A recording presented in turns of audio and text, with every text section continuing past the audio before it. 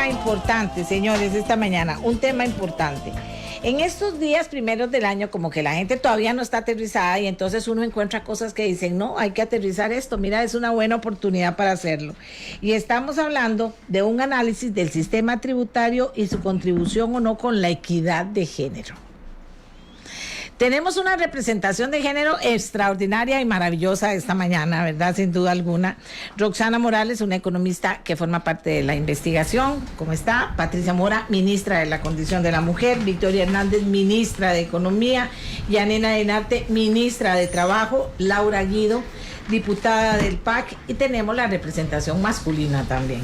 Juan Luis Bermúdez, presidente de Limas. Y don Fernando Rodríguez, economista e investigador. Aquí me faltaría Pilar Garrido, pero no pude contactarla.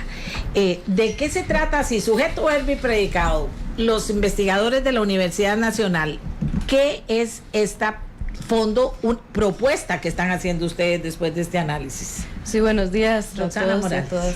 Y doña Amelia, muchas gracias por la oportunidad de presentar un poco este proyecto que hemos desarrollado en la Universidad Nacional. En realidad este proyecto surgió en conjunto con la Fundación Ebert, ¿verdad?, de Costa Rica. Es un trabajo que se vino realizando en cada uno en varios países de Latinoamérica, y el año pasado en República Dominicana tuvimos la oportunidad de presentar el resultado de cada uno de los países, ¿verdad? Porque es un tema que por lo general no se trata. Nosotros empezamos a hacer la investigación, buscamos información para Costa Rica y no encontramos nada de tributación con una perspectiva de género, ¿verdad? ¿Cómo contribuye o no la estructura tributaria del país a reducir o a incrementar las brechas entre los géneros, ¿verdad?, o entre los sexos?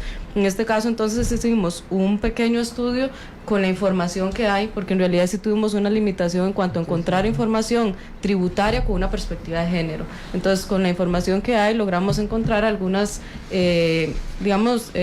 aspectos que sí, tal vez ahorita Fernando les explica un poco sobre el tema de que hay sesgos implícitos y hay sesgos explícitos, ¿verdad? Aquellos explícitos son los que directamente puede ver uno diferenciado el efecto tributario sobre hombres o mujeres, ¿verdad? En eso encontramos un par de aspectos, y algunos sesgos implícitos, claro, que tienen que ver más cómo el sistema tributario o la forma en que tributamos afecta a la sociedad diferenciadamente y no directamente porque pagamos más impuestos hombres o mujeres, ¿verdad? Entonces, principalmente eso es lo que nosotros desarrollamos en el estudio. A esta altura, don Fernando, los hombres están diciendo, ya oílas, ya salieron por ahí, que no están contentas con todo lo que les hemos dado. ¿Cuáles sesgos? Si ya todas las mujeres tienen acceso a la igualdad y las mismas oportunidades. Eso lo está diciendo mucha gente. Vea que no lo he leído, pero ahorita lo voy a leer, ahí está. Sí. ¿Cómo aterrizamos esto para que entiendan que se trata de una cuestión básica y fundamental en la búsqueda de la igualdad? Vamos a ver, hay un concepto en impuestos que se llama equidad horizontal, que lo que quiere decir es que todas las personas que tienen el mismo ingreso en las mismas condiciones deberían pagar la misma cantidad de impuestos.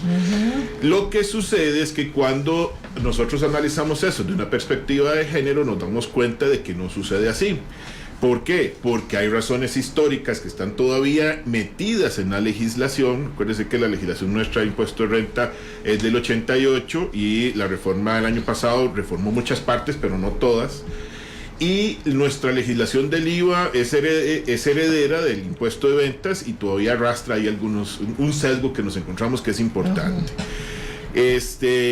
¿Qué le pareció analizando eso? Bueno, como les decía Roxana, o sea, hay cosas que no hemos podido analizar, o sea, es un trabajo que nosotros seguimos viendo como preliminar, falta todavía meterse más en esto.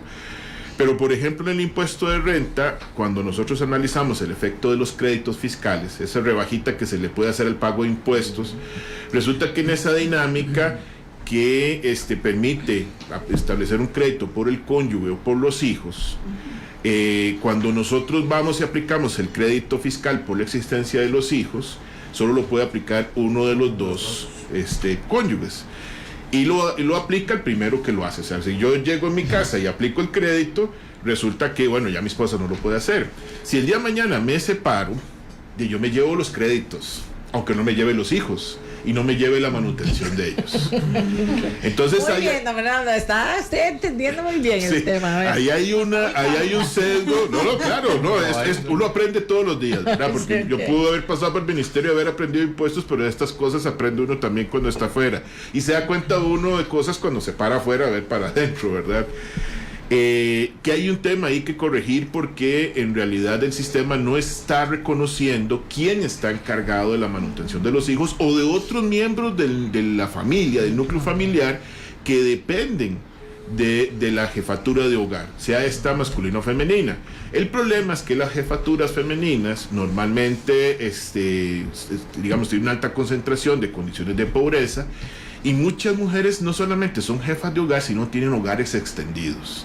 Por ahí está alguno de los padres, por ahí está alguno de los tíos, algún sobrino. O sea, son familias que en algunos lugares, sobre todo en ciertas partes del país, no es solamente la mamá y los hijos, sino que la mamá, los hijos, la abuela, etc.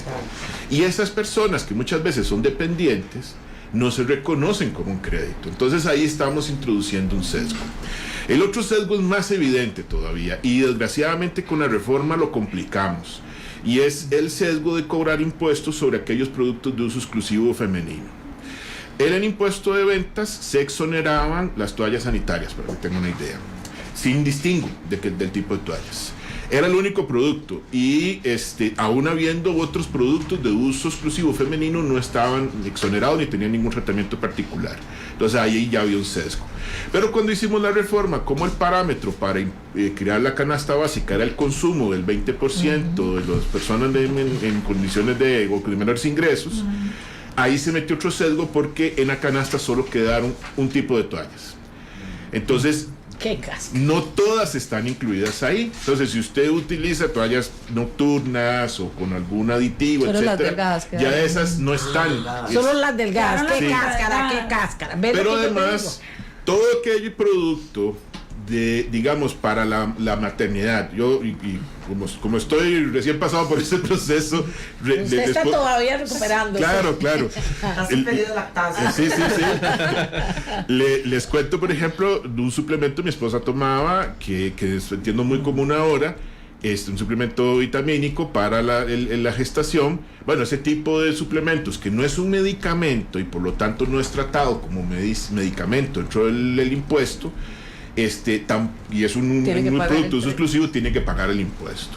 Entonces, ¿cuánto por ciento? El 13%, porque no es un medicamento. Pero así hay más cosas, es que no es solo esas.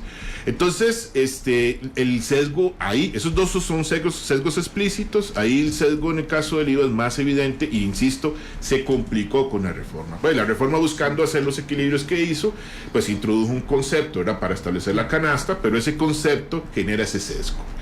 Y en el caso de los sesgos implícitos, lo que nosotros nos encontramos, y esto requiere, como les digo, también más precisión y más trabajo probablemente, es que como hay más mujeres, o sea, la mayoría de la gente en condición de pobreza son mujeres, y muchas de ellas son jefas de hogar. Cuando el impuesto de valor agregado impacta a los hogares de menores ingresos, impacta mayoritariamente a las mujeres. Entonces, el sesgo implícito más fuerte que nos encontramos es el efecto del IVA en las mujeres pobres y mujeres en condiciones de jefatura. Que para eso, por supuesto, ya tendríamos que empezar a desarrollar una serie de medidas que reduzcan el impacto del IVA, en este caso los impuestos indirectos, sobre las mujeres en estas condiciones, para evitar que se vean mayoritariamente afectadas. Como señalaba Roxana, ahora no tenemos información sobre el pago de impuestos distribuido por género, poner esa información tan digamos, específica. Es un tema que nosotros señalamos ahí como un elemento a trabajar, ¿verdad? Ahora que existe información automatizada y mucha información que se recoge a través de sistemas informáticos, para adelante sería muy interesante ver cuál es el ingreso de las mujeres y su aporte en impuestos, cuál es el ingreso de los hombres, su aporte en impuestos, y empezar a separarlos, además para ir conociendo cómo está cargado, ¿verdad?, el sistema hacia un lado o hacia el otro. Pero por lo momento el trabajo nos permitió encontrar estos sesgos, temas en los cuales evidentemente se pueden trabajar, ¿verdad? Bien, vamos a comenzar con doña Patricia Mora del INAM, porque esto va a llevar tiempo, pero lo importante es ver qué va generando en las personas que están abriendo brecha, que son sobre todo las mujeres que pueden tomar decisiones en este momento y que van a seguir comprometidas con el tema. Patricia. Sí, muchísimas gracias, muy buenos días a todas y a todos.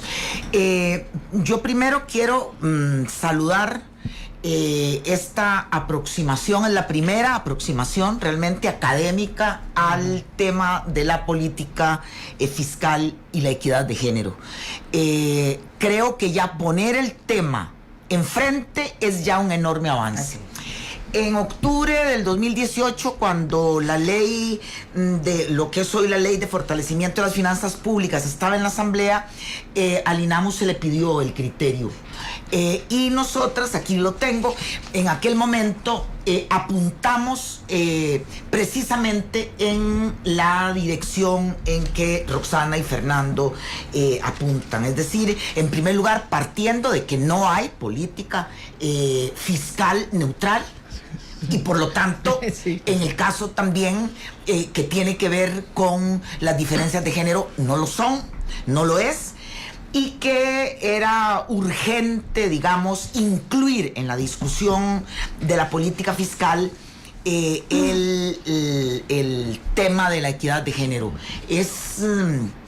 Es básico. Ahora decía doña Amelia que posiblemente habrá ciudadanas y ciudadanos que nos estén oyendo y diciendo, bueno, pero si ya se les ha dado mucho. Bueno, pero hay datos muy duros. La pobreza en este país tiene una cara de mujer. Los hogares con jefaturas femeninas son fundamentalmente pobres, padecen mayor pobreza. Y por lo tanto, no se vale tratar como iguales a seres humanos que tenemos enormes disparidades. Las mujeres tenemos, está documentado, menor acceso a la educación, cómo una política tributaria no va a tomar en cuenta el impacto que puede tener sobre el trabajo remunerado y sobre el trabajo no remunerado que tenemos en los hombros las mujeres, ¿verdad? Es decir, las mujeres aportamos, aquí lo dicen los dos investigadores, hacen mención a un trabajo de investigación, bueno, a una encuesta sobre el uso del tiempo, y luego al trabajo que hizo el Banco Central, poniéndole valor monetario a ese trabajo invisible, Amelia, que las mujeres hacemos, y se ha llegado a la escandalosa cifra de que eso que anualmente las mujeres hacemos prácticamente en solitario significaría un 25.3% del PIB. Aquí lo apuntaban los compañeros. Son 8 millones de millones de colones al año. Bueno, una discusión fiscal que no tenga como una de sus centralidades la situación desventajosa que la mitad de la población en este país tenemos, pues nos parece que no cumple con las expectativas, y yo creo que todas las recomendaciones que tanto Roxana como Fernando hacen en este magnífico documento efectivamente están apuntando a democratizar y hacer más progresiva la política tributaria en nuestro país. Hay que dar un dato, Amelia: de cada 10 colones que se reciben por impuestos en nuestro país, solamente 3 colones con 70 céntimos vienen de lo que podría ser el impuesto a las rentas en general. Es decir, hay un desequilibrio notorio que creo que afecta fundamentalmente a las mujeres en nuestro país. Okay. De ustedes, ¿quién quiere participar? Lo voy a poner así, depende, porque puede guindarse con lo que va diciendo la otra ministra de Trabajo. Muchas gracias, doña Amelia, por Yanina la invitación Dinarte. y un saludo a todos los que nos escuchan. Efectivamente, también insistir en la relevancia de este estudio porque es una reflexión que muchos hemos venido compartiendo a lo largo del tiempo de la necesidad de profundizar, pero también de la provocación que tiene que implicar esto para la generación de datos, porque mucha de la necesidad de la toma de decisiones públicas pasa por tener los datos suficientes para poder dimensionar con claridad cuánto está impactando esto, tanto implícita como explícitamente. Y con respecto a los sesgos, es también fundamental resaltar que esto no solo tiene efectos sobre las mujeres, tiene efectos sobre la economía en toda su globalidad, pero también tiene efectos sociales.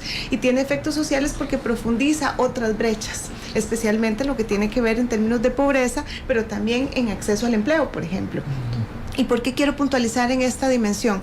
Las mujeres tienen una amplia participación en el empleo informal. Entonces, cuando analizamos la estructura tributaria, no solo tenemos que dimensionarla desde la perspectiva de las cargas fiscales como tal, sino también de las otras cargas parafiscales, incluso que tenemos en nuestro país.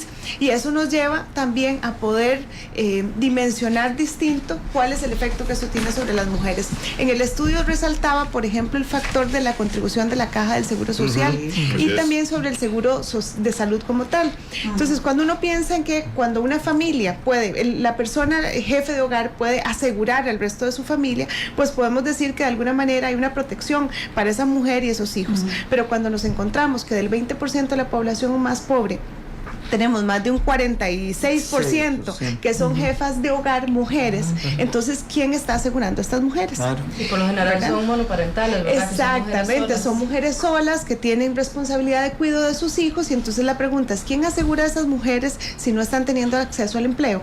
¿Y quién asegura a sus hijos?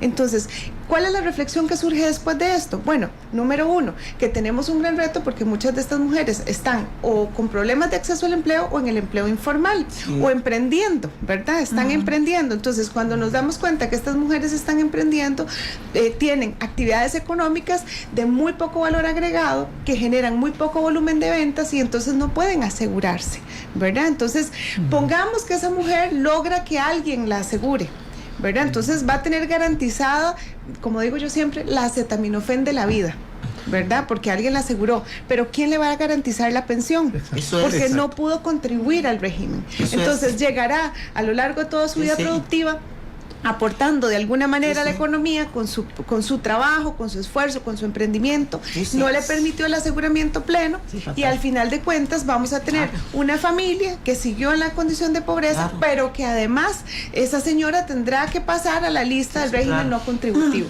Entonces estos son el tipo de efectos que terminamos viendo de cómo tiene que ir concatenado esta visión de una estructura tributaria que reconozca la diferencia que existen entre los hombres y las mujeres, pero que además vaya haciendo las adaptaciones. Existe un gran reto porque si estamos hablando de trabajadoras y trabajadores independientes, ahí tenemos una gran necesidad de que estas personas efectivamente puedan incorporarse a los regímenes y contribuir, pero tienen que contribuir escalonadamente, reconociendo cuáles son sus ingresos reales. No podemos seguir forzando a que las personas hagan una contribución cuando ni siquiera están teniendo los ingresos para llegar a la base mínima de contribución que se exige en la seguridad social. Esto para poner un punto, digamos, muy dentro de la dimensión reflexiva que creo que nos tiene que llevar. Están estudiaditas en el tema. Ministra de Economía. Bueno, muy buenos días. Victoria Hernández. Gracias, buenos días, feliz año, ¿verdad? Para todos, siempre hay que jalar la buena vibra y felicitar a Fernando y a Roxana por poner, como dice, y a usted, doña Amelia, por darle importancia al estudio.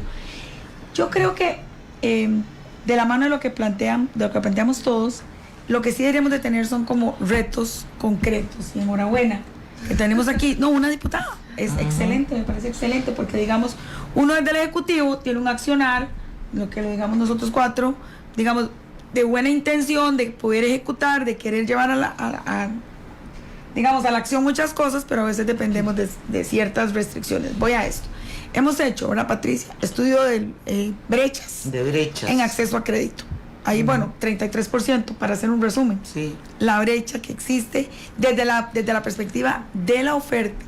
Estamos en Banca para el Desarrollo con la SUGEF, terminando el estudio de qué opinan las mujeres cuando accesan crédito.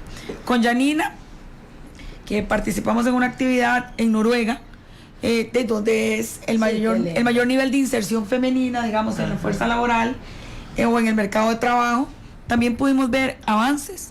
Y ellos, bueno, si bien es cierto, tienen un sector público potente y han ido incorporando más mujeres, igual también la parte privada está activa, digamos. Entonces también, y en condiciones con jornadas flexibles, eso es muy importante, con la variable del teletrabajo incluido, me explico, donde la gente sabe, donde si yo tengo que trabajar, entonces mi esposo se puede quedar cuidando el chiquito. Hay jornadas flexibles para ambos sexos. ¿Por qué? Porque muchas veces todo uno es el de la jornada flexible, uno es el de la hora de la lactancia, uno es el que hace los mandados al final. Sí, al final me explico. El que queda embarazado. Exactamente.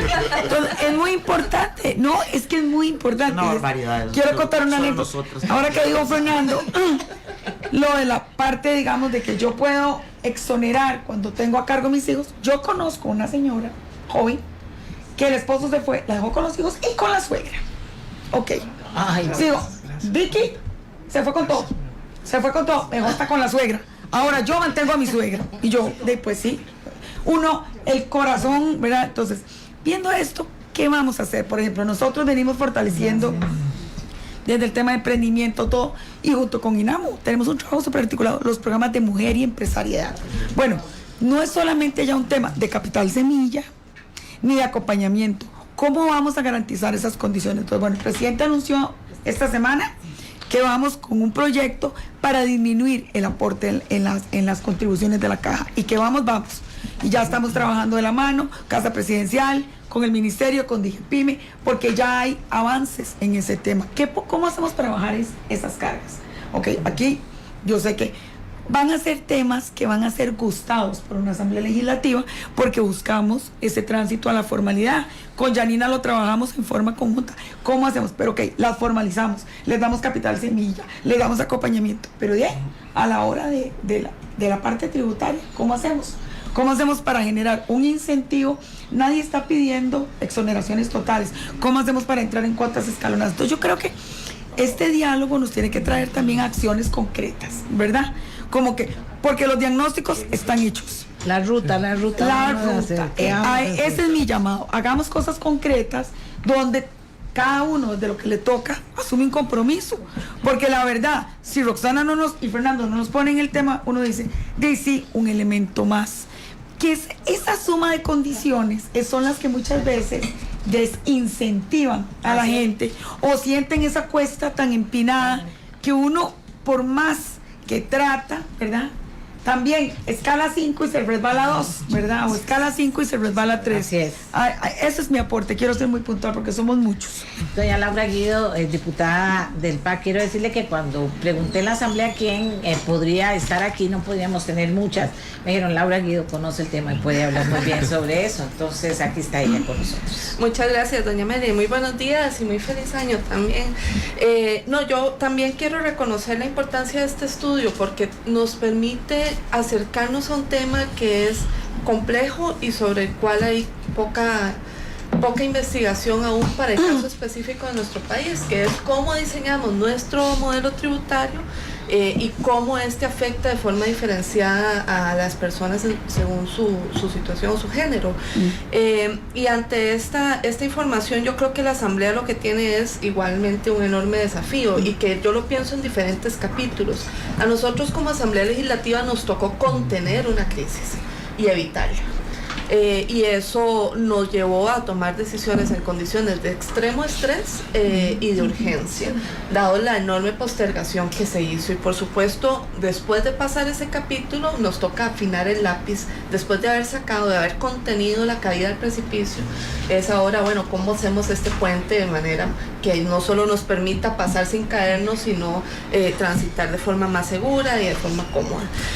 Y creo que ese es el episodio que estamos ahora. Recordar que la situación de haber implosionado o de haber colapsado nuestra estructura tributaria frente a los enormes gastos que tiene, habría afectado diferenciadamente también a las personas según su género, y particularmente nuestra preocupación estaba con las mujeres que podrían tener una mayor necesidad de un Estado que les resuelva cosas, que le provea de la escuela, de la red de cuidado, de la infraestructura vial, de la infraestructura hospitalaria, y que esto tenía un papel diferente en su vida respecto a la situación mayoritaria para los hombres.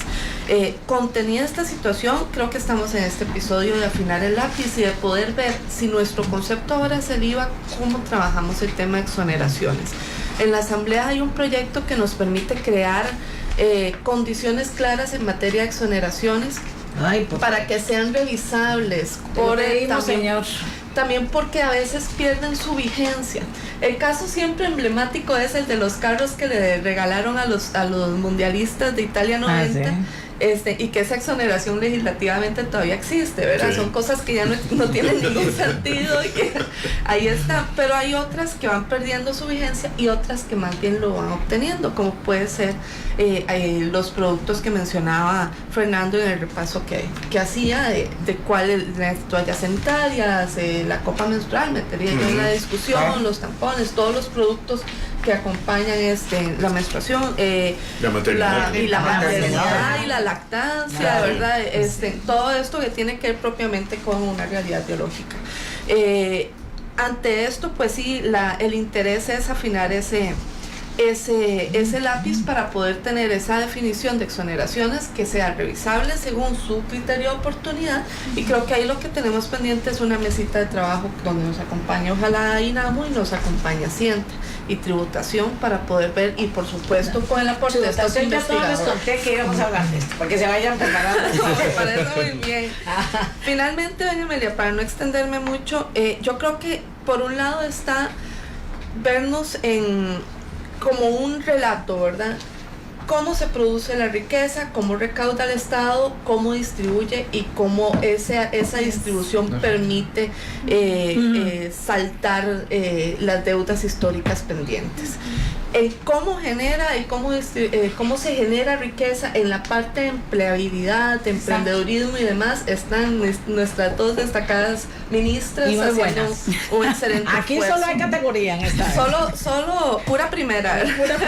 Pura posta, decimos en Turrialba. Tal vez pura fibra.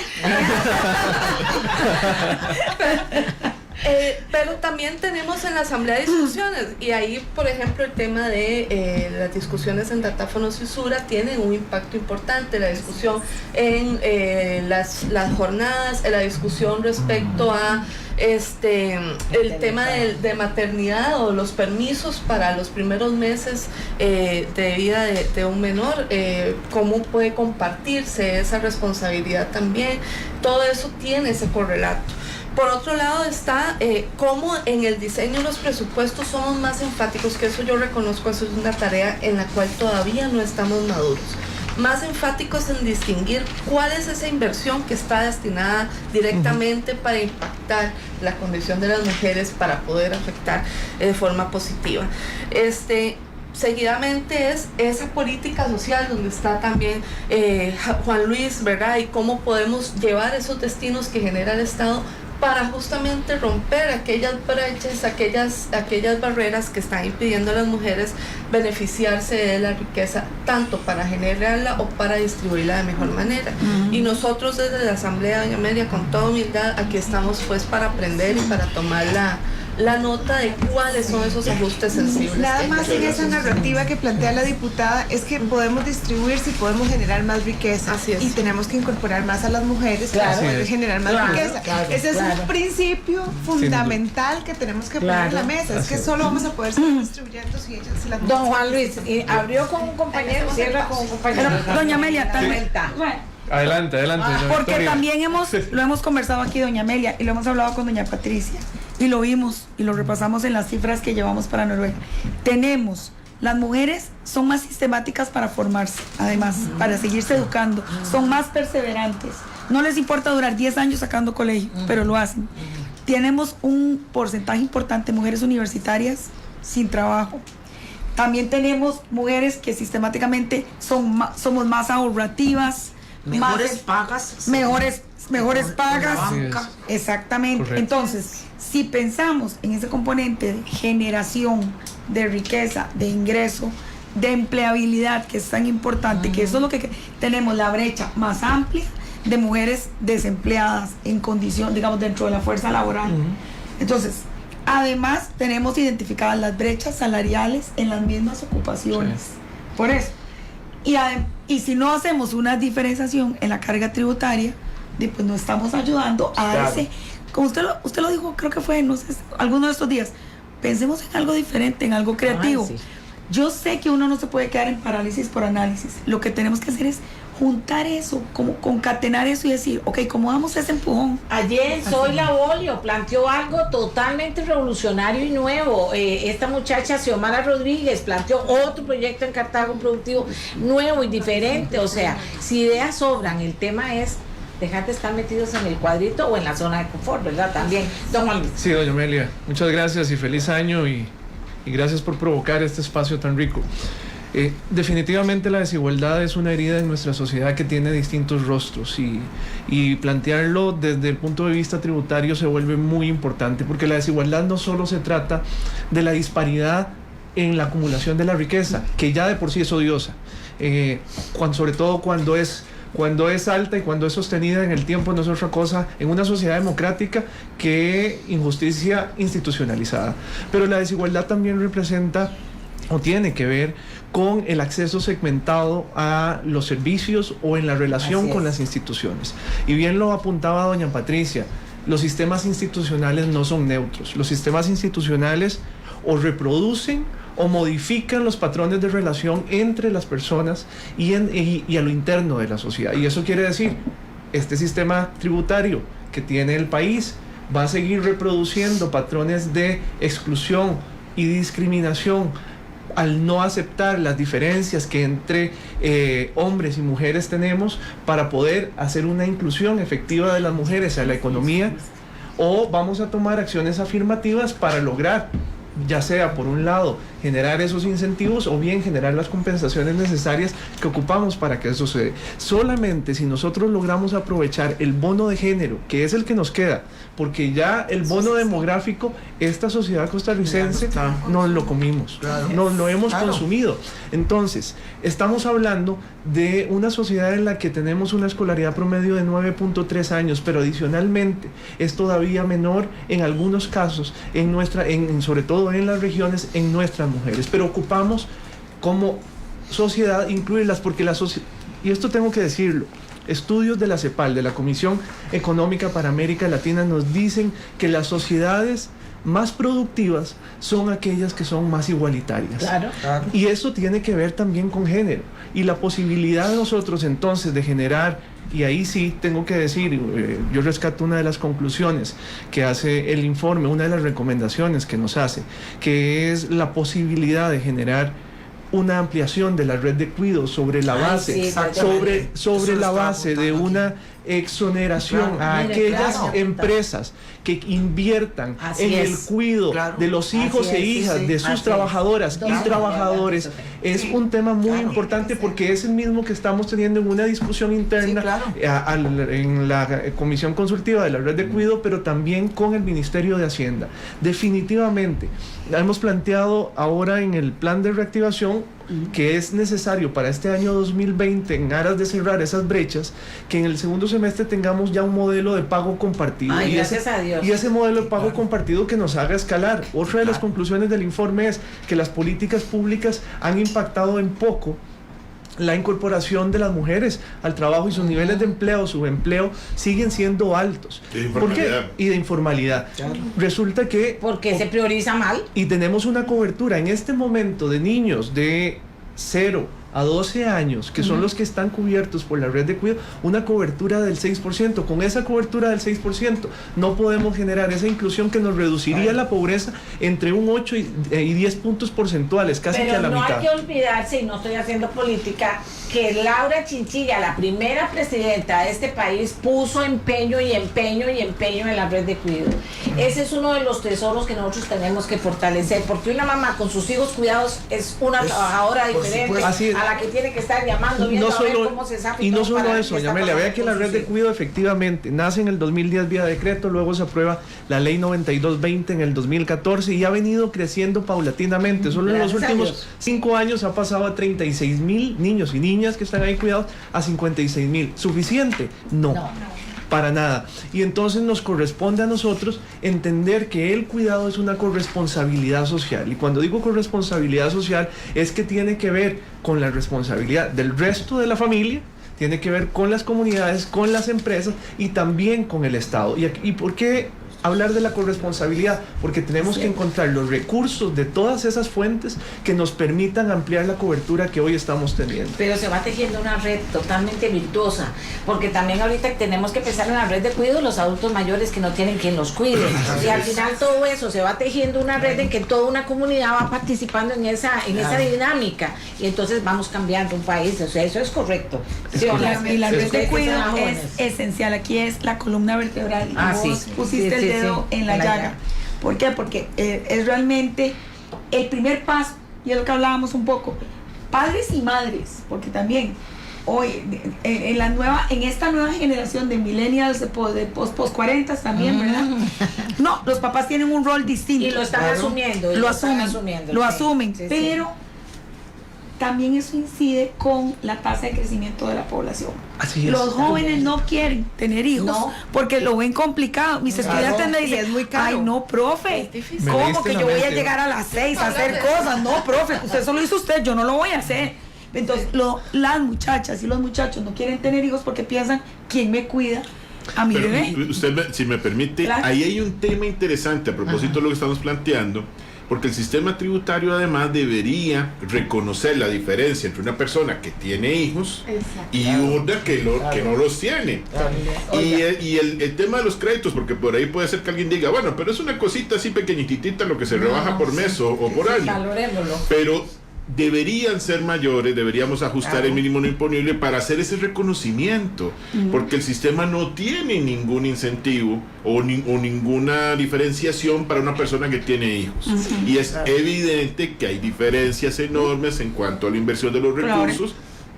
Y además la gente no tiene ahí ningún mecanismo que le compense su aporte tributario si usted tiene familia o no la tiene. Pero además es importante mencionar que uno de los factores que median la salida de las personas al trabajo tiene que ver con el costo de oportunidad de cuidar a los hijos o salir al trabajo. Así es. Y Sí. pagar. Entonces, de repente, si mi nivel de formación, ¿verdad?, Pues sí. me permite acceder a un trabajo, digamos, que me genera ingresos no suficientes para llevar a la casa, entonces me pongo a pensar entre pagar una guardería o ver quién en la casa me cuida a los hijos, entonces prefiero quedarme en la casa. Y entonces resulta una decisión familiar decir, bueno, quédese en la casa cuidando a los hijos. Decisión y eso que históricamente está sesgada contra las mujeres. También. por supuesto, efectivamente, pero No a es eso el hay que papá el que se sumarle, queda. exactamente, a eso hay que sumarle que la decisión del cuidado no solo pasa por los hijos, como lo decía muy bien doña Amelia, pasa también por los adultos mayores y por las personas con discapacidad. Y por la calidad que tenga la red de cuidado. Así es. Como país debemos decir, tiene que tener la mejor calidad, ese es el futuro de este país.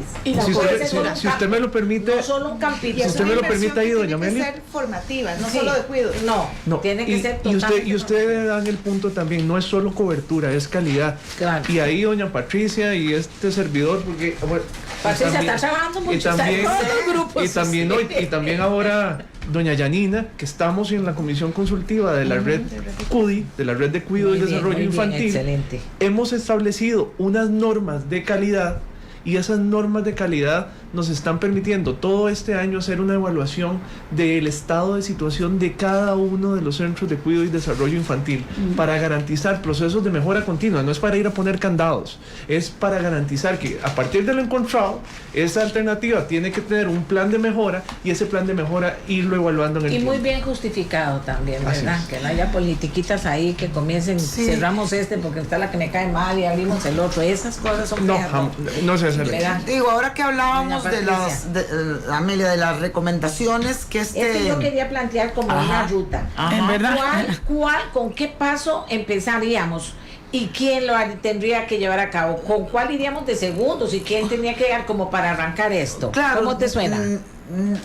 Desde el INAMU hemos trabajado hasta el momento en lo que tiene que ver con el sesgo explícito del IVA. Hemos trabajado 2 proyectos de ley, uno que ya está en la corriente parlamentaria, que es la prohibición de discriminación en precios de ventas basadas en género. Ok, y ya otro, tenemos algo en la asamblea. Y otro que estamos trabajando, que está en proceso, que tiene que ver, que está en consulta ahorita, en donde eso, Victoria y yo tenemos que llegar, ya hemos estado hablando con diputadas y diputados de la Asamblea Legislativa y llegar a un acuerdo que es para una pequeña reforma a la actual ley de fortalecimiento de las finanzas públicas para reducir a productos de uso exclusivo de las mujeres, reducirles los impuestos. Eso por un lado. Luego los académicos señalan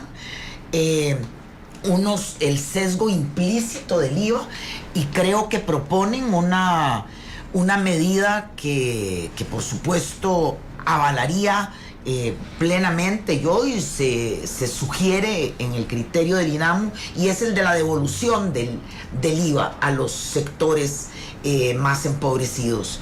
Y yo pensaría, porque me parece que en el trabajo, por lo menos así se había planteado en algún momento, que eso se compensara con el aumento del IVA al 15%. Pero también hay que pensar, aquí hay un sector pequeño de llamados grandes contribuyentes, no llegan, doña Amelia, a 400 empresas a los que el país tendría que pensar en, siguiendo la vía de estos países nórdicos, por ejemplo, de elevar la tasa impositiva ¿verdad? Entonces yo pienso que un esfuerzo mancomunado y un poco orientado con este acercamiento que Roxana y Fernando han hecho puede llevarnos a buen puerto. Me parece que es indispensable, ahora que Juan Luis hablaba de guarderías, de redes de cuidado, aceptar la deducción, ¿verdad?, de la base imponible. Es decir, la mujer que paga una guardería, que eso pienso que sí, que estamos trabajando y que debemos seguir trabajando en esa ruta. Ok, aporta abrazo al alcalde de Belén. Gracias por mencionar que la red de cuidado fue iniciativa del gobierno de doña Laura, pero también la confianza que le dio a los alcaldes de construir esas redes de cuidado. Eso está importante, porque en este momento es una barbaridad que cuando la madre tiene trabajo y menos de salario mínimo, el niño no es aceptado por la red de cuidado. Y además, salúdeme a todas esas grandes mujeres que tiene hoy en su casa. Doña Amelia, quizás me refiero a ese comentario de... Pero ya sabemos que eso hay que hacer ahí. Sí. Ya hay Contale, Juan Luis, cosas concretas. pero Juan Luis viene trabajando en ese tema. Yo quiero que él profundice, porque ya lo hablamos. Yo tengo una tesis y quizás la planteo rápidamente acá. El hecho de tomar una decisión de revocarle a una mujer el beneficio de cuidado cuando ha aumentado su nivel de ingreso por haberse incorporado al trabajo y pasar entonces la línea de la pobreza, sí. Mi tesis es de que eso es un fraude de ley, porque esa decisión administrativa tiene una implicación que es el no cumplimiento de los objetivos de la ley 9220. ¿Cómo hacemos? Bueno, tengo que decirle que contra criterios jurídicos de la institución que presido, del Instituto Mixto de Ayuda Social, y lo hago público acá, estoy yendo a la Procuraduría General de la República, lo estoy presentando esta semana, nuestra posición para decirles, aunque la ley de Limas diga que únicamente es para atender a población en situación de pobreza o pobreza extrema, sabiendo yo que al quitarle ese beneficio, esa mujer y esa familia vuelve a pobreza extrema, vuelve a la fila de Limas, estaríamos entonces, y esa es mi tesis, la que defiendo, cometiendo un fraude de ley. Y esto en realidad también es un mal uso, es un uso ineficiente de los recursos públicos, porque no estamos permitiendo que se consolide esa situación que es coyuntural de aumento de ingresos a una salida de la pobreza de manera ya sostenida en el tiempo por esa normativa que es interpretación normativa que es restrictiva y contraria a la ruta que nosotros de justicia social y al propósito de la política social. Y al propósito del fin, que en el centro, el principio y en el fin de la política social está la gente. Bueno, entonces, pero además que se pongan las no pilas. estimula la condición laboral de las mujeres por ese mismo costo de oportunidad que apuntaba Janina. Pero es que este es un tema que yo llegué a leer, Juan Luis, necesito que me ayudes a entender cómo vamos a hacer entonces para poner a trabajar más mujeres. Yo creo que también hay que trabajar sobre un concepto que hace falta que se refleje en las políticas públicas, porque nosotros hemos incorporado muy bien el concepto pobreza y pobreza extrema, pero resulta que hay un grupo de familias en condición de vulnerabilidad. No son pobres simplemente porque pasaron por poquito, en muchos casos, la barrera, la línea de pobreza. Pero esa gente está ahí en el borde. Me decía una vez don Miguel Gutiérrez Saxe que ellos en el Estado de la Nación, después de muchos estudios, concluyeron que hay un 40-45% de familias que no solo son pobres, sino que están en riesgo de caer en pobreza si sus condiciones cambian, inclusive en el corto plazo. Así que los que se quedaron sin trabajo ahora, la cantidad de profesionales impresionantes. Sí, y gente que de repente la cosecha de café no está muy buena, o los precios de algo sube, o cualquier cosa, inmediatamente se van para abajo. Y esa gente que también tenemos que pensar cómo extender la política hacia ellos. Familias donde también hay muchas mujeres en condición de jefatura, hay muchas mujeres en condición de vulnerabilidad, digamos, dentro de las familias, para que la política también recoja eso. Yo creo que lo de la red de cuidado tiene que pensarse también en función de muy bien. Quisiera aportar, Roxana Morales. Está en el documento que nosotros lo señalamos, también hay un sesgo en la medición de la pobreza, ¿verdad? Sí, sesgo, muy importante. Por lo general, y cuando yo lo vi, digamos, yo me metí mucho a estudiar lo de la economía feminista, y bueno, son aportes muy interesantes que a uno no se le ocurre que pueda pasar, ¿verdad? Y yo creo que es muy importante hacer un llamado sobre esto. Por lo general, la pobreza se mide, lo que dice, bueno, el ingreso del hogar se divide entre los miembros del hogar, o sea, ingreso per cápita, y la medición supone que ese ingreso del hogar se distribuye equitativamente entre los miembros, y sabemos que no es así, ¿verdad? Muchas veces dentro del hogar, ojalá un hombre cabeza de hogar, y hay mujeres que ni siquiera obtienen para comprarse artículos de uso femenino, ¿verdad? Tienen que buscar dónde, aunque la metodología de la pobreza diga que a usted le tocó 300,000 colones por mes y usted no está obteniendo ni siquiera 20,000 colones.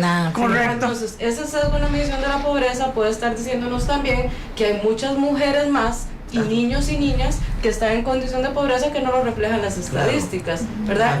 Y hago un llamado con eso porque también pensando, nosotros lo propusimos ahí, el tema de la devolución de impuestos.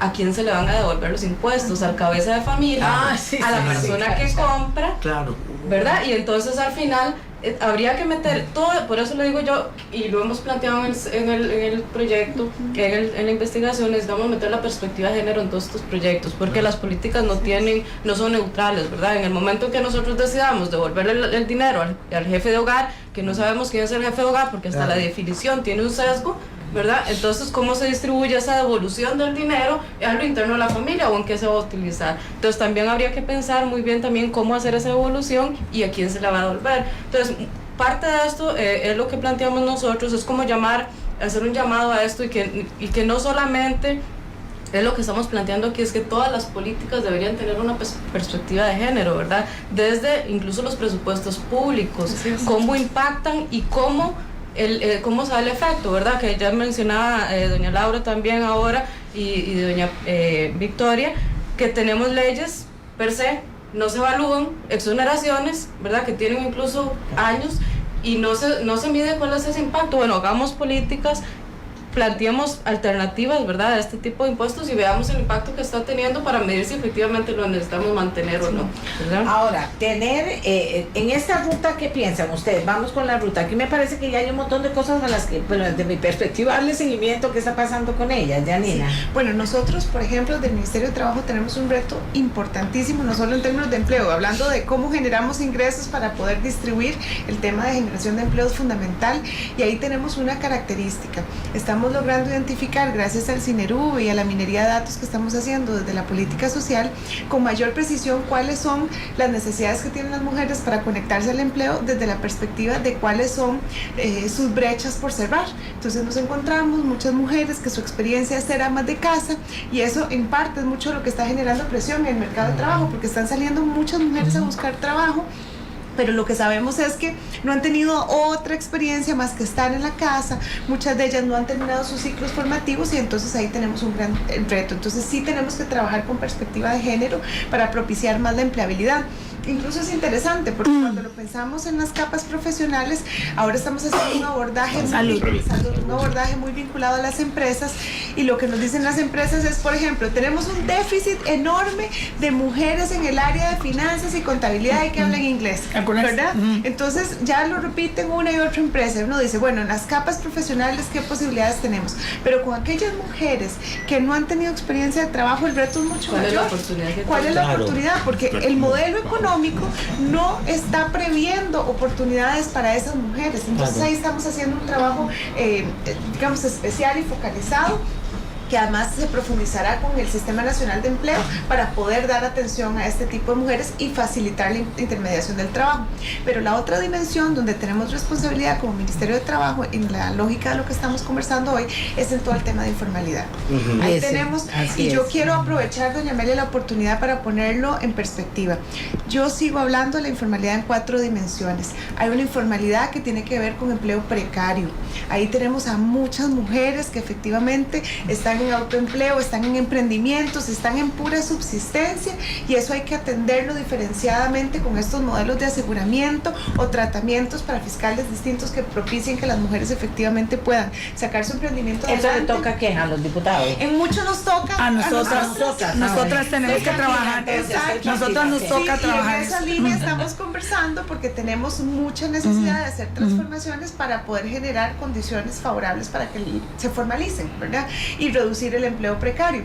Pero también hay una dimensión de la informalidad que tiene que ver con los nuevos modelos de negocio, porque estamos viendo las plataformas, la tecnología está generando un tipo de informalidad donde las mujeres también están siendo parte. Entonces las mujeres están manejando cierto tipo de vehículos en cierto tipo de plataformas, ¿verdad? Amores, muchísimas, pero entonces están en una actividad que les genera un ingreso, pero no están contribuyendo a la seguridad social, no están pensando necesariamente en su futuro, de otra vez cuál va a ser su pensión, cuál va a ser su aseguramiento, y además también están desvinculadas a la institucionalidad, entonces no necesariamente perciben los beneficios de la formalidad, y muchas veces en esas actividades de la nueva economía pues también hay gente que gana mucha plata, ¿verdad? Y está fuera del sistema de la contribución. Ahí yo creo que si nosotros vemos el tema de las contribuciones a la seguridad social como parte del sistema tributario, porque también son contribuciones tipo impuestos, tenemos un espacio para revisar y rediseñar muy importante que logre lo que Janina señalaba, ¿verdad?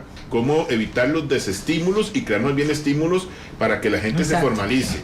Porque en la informalidad también hay un enfoque de género que hay que entrarle, sin que esto genere afectación a las finanzas de la caja o desfinanciamiento de los programas de pobreza. O sea, el reto es grande, o sea, hay que sentarse a ponerle mucha cabeza. Pero aquí sobra cabeza cuando queremos. Exacto, bueno, por eso. Pero Fernando, lo que estás planteando además tiene otra perspectiva. Si tenemos un 46% de informalidad, quiere decir que tenemos casi la mitad de la población fuera de la formalidad. Entonces, si nosotros ajustamos los sistemas de tal manera que ampliemos la base de contribución, entonces, aunque hayamos bajado la carga un poquito, la gente vamos a tener más gente contribuyendo. Ahí hay que hablarle a la caja en el sentido de decirles, mire, usted no puede esperar que una persona que está autoempleada o tiene un emprendimiento propio o está montado en un carro para obtener ingresos o anda en una moto entregando para lo mismo, que pretendan que aporte un 18% de sus ingresos brutos a la seguridad social, porque entonces lo que se crea es una barrera para la formalización. Y más si hay una base de referencia mínima, ¿verdad? Porque no necesariamente tienen los ingresos. Entonces, esta dimensión de la informalidad, o más bien todas las dimensiones de la informalidad, son un reto importantísimo para abordar este tema de alcanzar, digamos, una participación más equitativa en la caja es donde tiene que ponerse a pensar. Yo creo que hay que meternos en una discusión. Sí, No, pero ha venido haciendo cosas importantes. Nada más tal vez termino las otras dos dimensiones. Una es la que tiene que ver estrictamente con las empresas, que ahí sí, digamos, la tarea más grande la tiene Victoria, precisamente porque tenemos muchas pymes digamos, en nuestra economía. Es una economía fundamentalmente de pymes, pero también ahí hay mucha informalidad. Y la última dimensión tiene que ver también con el empleo informal que se da dentro de las empresas formales. Y esa es una dimensión que pues, también nos toca a nosotros desde la perspectiva de la inspección laboral, y ahí hemos venido trabajando con doña Patricia, que nos ha puesto en el radar con mucha relevancia la necesidad de que la inspección del trabajo también tenga perspectiva de género. Sí, eso iba a apuntar, que está ahorita en la corriente parlamentaria, ¿no? Ha sido convocado un proyecto para fortalecer la inspección laboral con perspectiva de género. Es que creo que no podemos volver la vista hacia otro lado, Amelia. Hay una realidad ahí que la tenemos ante los ojos, que nos habla de una situación absolutamente desigual entre hombres y mujeres. No estoy ni lejanamente diciendo que es que para todos los asalariados o para la población de varones en nuestro país estén resueltos los problemas, no. Pero en medio de una situación difícil que el país atraviesa, evidentemente las mujeres están llevando la peor parte. Y me parece que cualquier política tributaria que no se fije a lo interno, además de lo que pasa ahí dentro de la familia, cómo se distribuye el trabajo, el remunerado, el no remunerado, cuántas horas dedican hombres y mujeres a ellos, no podrá dar buenos frutos. Y en esto yo quisiera agregar, porque hemos hablado de lo de redes de cuidado, de trabajo no remunerado, trabajo doméstico no remunerado y trabajos de cuidados en general. Las mujeres, lo que históricamente hemos tenido sobre las espaldas, Amelia, son los trabajos de cuidados. Y ahí está incluido el trabajo doméstico no remunerado. Una de las líneas estratégicas de trabajo del INAMU para este año es la de poner el énfasis en la corresponsabilidad social de los cuidados. Esto no es únicamente la división que efectivamente cada día puede existir más entre generaciones jóvenes, en la pareja. No, también exigirle al Estado eso que está haciendo Juan Luis, exigirle que colabore, que esto sea una responsabilidad a tres. Es decir, las mujeres no podemos dar buena cuenta de cuidar a todos los dependientes, porque se nos va la vida en eso. Se nos va la vida, Amelia. Y los proyectos personales van. Y se llega a la tercera edad, además, sin pensión. Sin pensión. Doña Amelia, yo quiero, porque me tengo que ir. De todo lo que hemos hablado, a ver, tenemos ya un trabajo articulado. Eso es evidente, ¿verdad? Que sí estamos muy conectados. Y como bien lo planteaba Janina, y además ha sido una instrucción clara del presidente, ahí está Cinerube. En Cinerube podemos ubicar qué tiene cada familia, cuántos miembros, qué necesitan, y hay que llegar a las familias. Y ahí ya Juan Luis está trabajando con todos en eso. En el tema de la informalidad empresarial, ¿qué me he encontrado yo? Digamos, sobre todo estimulando la empresariedad femenina. Sí necesitamos como Estado apoyo de ONGs que nos ayuden en los procesos de mentoría y que las mujeres se la crean. Buenas ONGs. Buenas ONGs. Por ejemplo, ayer hablaba con Alexandra Kisling, que todas la conocemos, sí, ¿verdad? De Voces, y ella tiene un programa bonito en el que casi todas estamos, prácticamente, pero es uno. Pero cuando usted sale del entorno de la gran área metropolitana, cuesta que las chicas se la crean. Y entonces, en eso, digamos, sí, el Estado, porque me explico, estamos articulando, sumando información, generando programas, generando proyectos legislativos. Gracias a Dios tenemos una asamblea legislativa como la que tenemos hoy, sinceramente, que es comprometida y es resolutiva y es de cambio, por dicha. Pero entonces, si se suman muchas fuerzas, ok, ahora del lado de la demanda necesitamos trabajar más, porque lo hemos vivido con programas de empresaria de mujer. Las muchachas o las señoras salen transformadas, salen felices, salen contentas, empoderadas. Es que no se nos trabaja culturalmente para eso. Pero también hay otra cosa, aquí estamos hablando del Estado, también está la empresa privada, también está la inversión extranjera. En este momento hay países que están pensando en hacer algo maravilloso en los puertos de este país. Entonces el Estado también tiene que abrir las puertas en eso y yo no voy a defender ni la zona franca ni no. Aquí todo el mundo tiene que pagar impuestos. No me pregunten porque todo el mundo tiene que pagar impuestos. Pero el tema es que también hay inversión extranjera sana que quiere venir a hacer inversiones importantes. Para eso también tenemos que prepararnos, ¿o no, Fernando? La mujer tiene que prepararse. No solamente creo eso, doña Amelia, sino que en el momento en que el Estado le da un incentivo importante a una empresa, debería poder exigirle a la empresa también que genere alguna retribución de carácter social. Yo creo que nosotros podríamos eventualmente decirle a las empresas de zonas francas, mire, ¿por qué usted en un parque industrial, además donde pueden haber varias, no financia un centro de cuidado? Eso. Y ahorita lo están haciendo voluntariamente, pero por eso, pero exigírselos, exigido no está ahí. Porque además son espacios donde la posibilidad de que muchas mujeres se incorporen laboralmente en trabajos calificados es muy importante.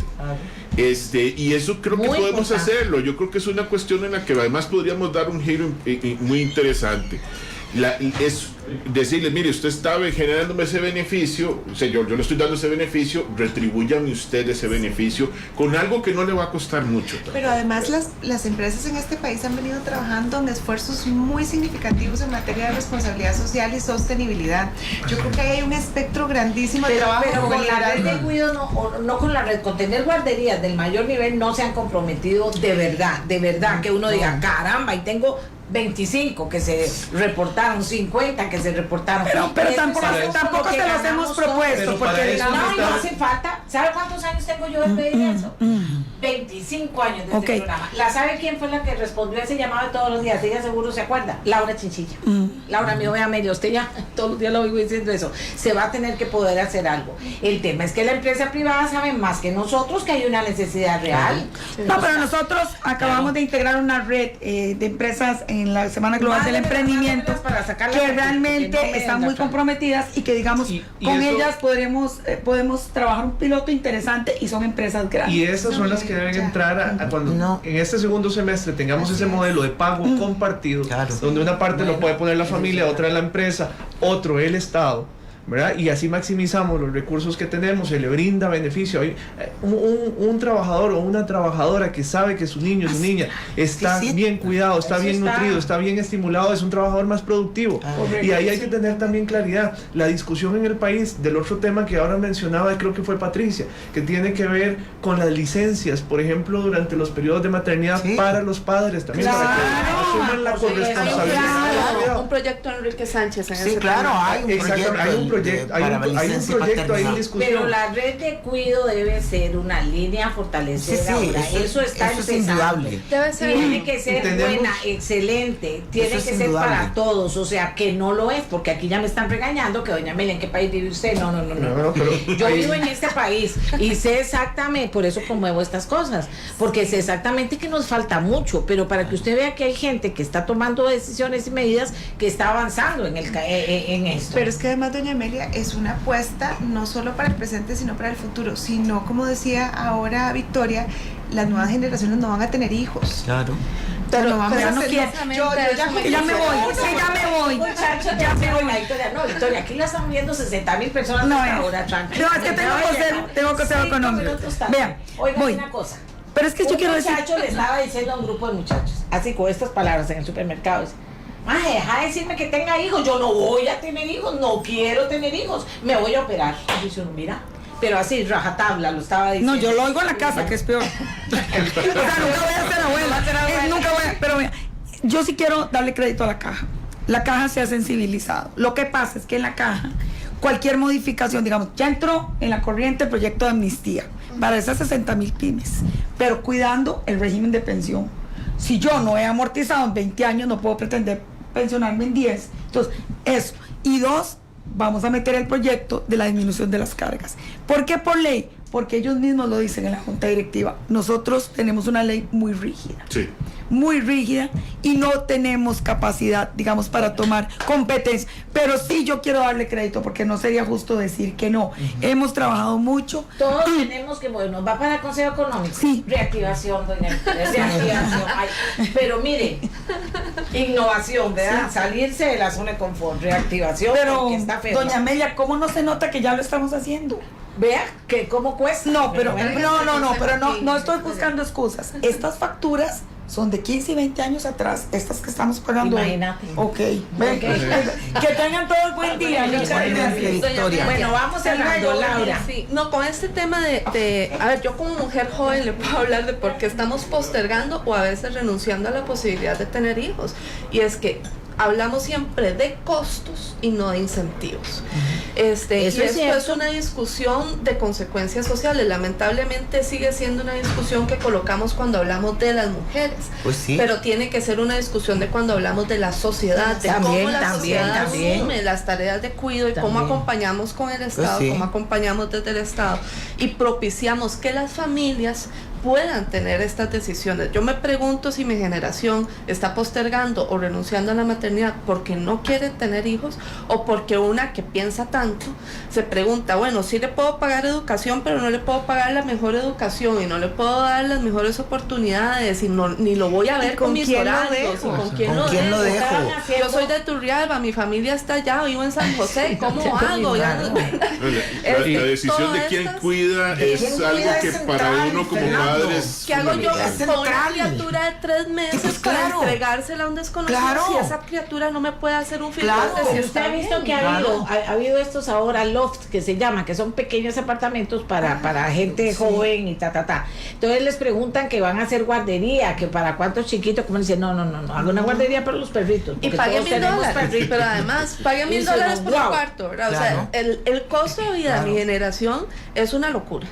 Pagar un alquiler, pagar la educación, pensar, solo para una pareja es difícil. Ahora pensar en hijos, y a una que le va bien, gracias a Dios, es complicadísimo. Porque Muy buen realmente aporte es muy de los poco millennials. competitivo. Pero Y eso el tiene un impacto- efecto en la pero- producción, es que es A eso iba, Tal vez eso a eso voy exactamente. El tema es que esta es una discusión tanto en lo inmediato como a después a futuro. ¿Qué vamos a hacer con una población envejecida que no tiene un núcleo familiar que le garantice un cuidado interno y que además no tiene o no ha cotizado a lo largo de la vida porque el sistema no reconoce lo que decimos informalidad, que a veces es simplemente que yo no tengo un contrato fijo con usted, sino que le trabajo 2 veces y le vendo un servicio un par de veces y después y no hay manera de reconocer eso. Don Juan Luis, ya Sí. no, ya estamos terminando. Oh, perfecto, doña Amelia. No, esto que menciona doña Laura, y como lo decía Janina, tiene implicaciones en el crecimiento de la economía y tiene implicaciones en la sostenibilidad del sistema tributario en sí mismo y de nuestro del sistema de seguridad social. Ese es el que más me preocupa a mí. No, sin En duda. mediano y Es que, largo plazo. y efectivamente, y aquí tenemos que hablar de que, a ver, por ejemplo, desde la política social, nosotros efectivamente garantizamos una universalización del seguro de salud, donde mucha población, principalmente jefas de hogar en situación de pobreza, tienen un seguro costeado por el Estado para salud. Pero efectivamente, estas mujeres, ¿quién está contribuyendo para ellas para que tengan una pensión cuando llegan a los 65 años? Entonces, decirle, en el tema de cuidados, para una incorporación efectiva de la mujer en los procesos de capacitación y de trabajo, vamos con el sistema de pago compartido que estamos diseñando, donde se sumen empresas, donde se sumen otros esfuerzos de actores de la sociedad para financiar estos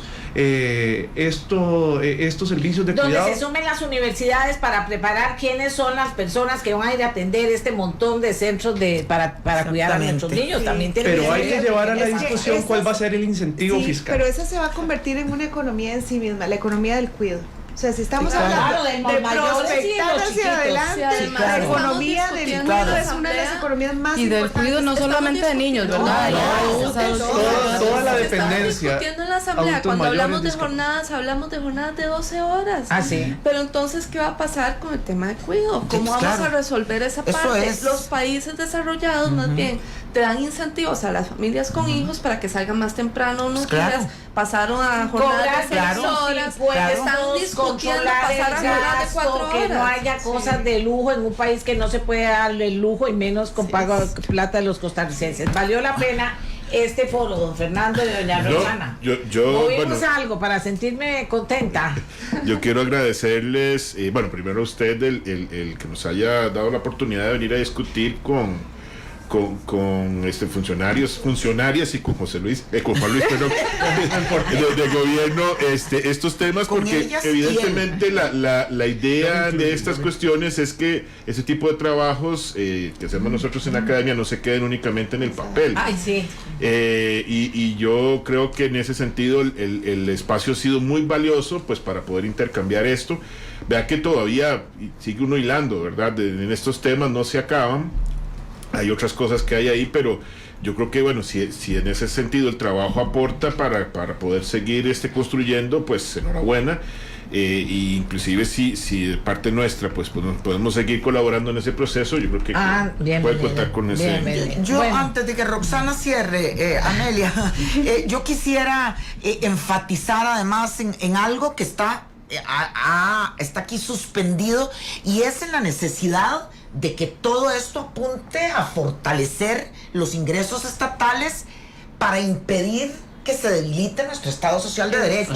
Aquí se trata de fortalecer un Estado social, Amelia, del cual hemos estado orgullosas y orgullosos los costarricenses, y que no podemos estar impávidos ante su debilitamiento. Y mientras no detengamos el fraude fiscal, por ejemplo, gestionador el Estado tiene que ponerse las pilas, tiene que controlar el gasto, tiene que controlar barbaridades como que a Lunasa nos debe 121 y los anuncios que hace el nuevo ministro de Hacienda creo que son alentadores en el sentido de que aquí vamos a cruzar información y vamos a ver si a todos los ponemos bajo la lupa. ¿Verdad? Bueno, qué dicha, Roxana. No, doña Amelia, muy agradecida en realidad por este espacio, porque para nosotros la preocupación no es solamente hacer y escribir y dedicar un ratito de tiempo, sino que efectivamente tenga algún impacto. Yo creo que a través de su programa hemos generado, aunque a algunos no les guste, ¿verdad?, este tema de género y critiquen muchísimo, a mí me parece que es muy importante tener aquí mujeres líderes en la política pública en Costa Rica y que podamos impulsar medidas, ¿verdad? Porque esa es la idea. Entre más mujeres estén en los mandos, en tomas de decisión, más podemos impulsar proyectos que garanticen la equidad, que no es poner a las mujeres por encima de los hombres, es tratar de ser más equitativos, de generar una mayor igualdad y mayores oportunidades para todas y para todos, que esa es la idea. Y en este tema lo que nosotros queríamos hacer un llamado, que ya se ha mencionado, pues es un tema que no se ha puesto en la discusión en nada, ¿verdad? En tributación, género, no hay discusión, y más bien es como a través, no solamente este tema de género, ahora que se está discutiendo incluso el proyecto de ampliación de jornadas, ¿verdad? Flexibilidad de 12 horas. ¿Qué impacto puede tener esto en el cuidado cuando las mujeres tienen que irse 12 horas a trabajar, no tienen opción de ir menos horas? ¿Y qué pasa con las guarderías? ¿Qué pasa con los centros de cuidado? ¿Qué va a pasar con esos niños? Entonces, incorporar esta perspectiva de género en todo, yo creo. Gracias, señoras. Ha quedado claro, dice, sin querer queriendo, que esta gente está trabajando en 7 comisiones a la vez, que están comprometidas con el tema, que están tratando de cambiar, que conocen, que saben, que son inteligentes, etcétera, etcétera. Estoy orgullosísima de ellos. Tengo que hacer 2 menciones. Vayan al Punta Arenas, que los está esperando en mala situación económica, con muchas ganas. Vaya a comerse un Churchill, vaya a comerse un pescadito, vaya a ver a Punta Arenas, que se está mejorando. Y a ellas que están aquí, le pedimos, mañana, por supuesto, a todos los... Ay, muy bien, Patricia. Porque la situación es seria, pero también hay ojos extranjeros poderosos que están volviendo a ver a Punta Arenas. Por eso hay que ponerle cuidado. Y luego, no deje de votar por el héroe de la heroína Solo Bueno 2019. Son puros héroes anónimos que dan su tiempo, su plata, sus conocimientos para ayudarle a los que menos tienen, y ahí van a conocer historias maravillosas. Vote por uno de ellos para que sientan que aquí vale la pena trabajar por los demás solo por su corazón y su conciencia. ¿De acuerdo? Gracias, señores. Gracias.